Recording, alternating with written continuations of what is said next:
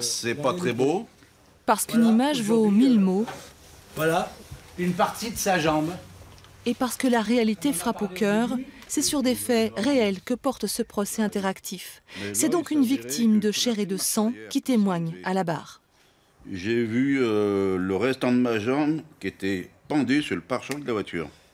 Juge, procureur, avocat, le jeu de rôle est fidèle. Mais pour ces assesseurs d'un jour et leurs camarades, il ne s'agit pas seulement d'évaluer la peine du prévenu, mais aussi de mesurer les douleurs invisibles. Celles d'une vie professionnelle, affective, intime, sociale, bouleversée. Un témoignage comme ça, ça nous choque un peu. J'étais un peu choqué.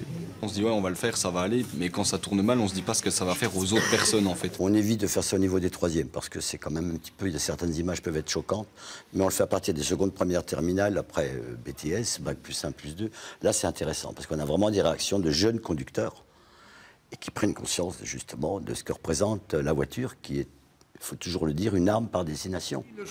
Une arme qui tue sans distinction.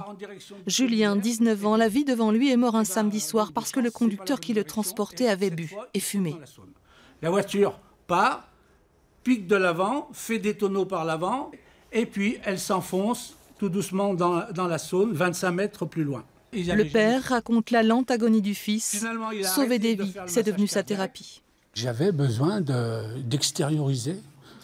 Alors que je sais qu'aujourd'hui, il y a des personnes qui mettent une chape de plomb de silence sur un événement comme ça. Vous pensez que ce genre de journée de sensibilisation, c'est vraiment utile? Oui.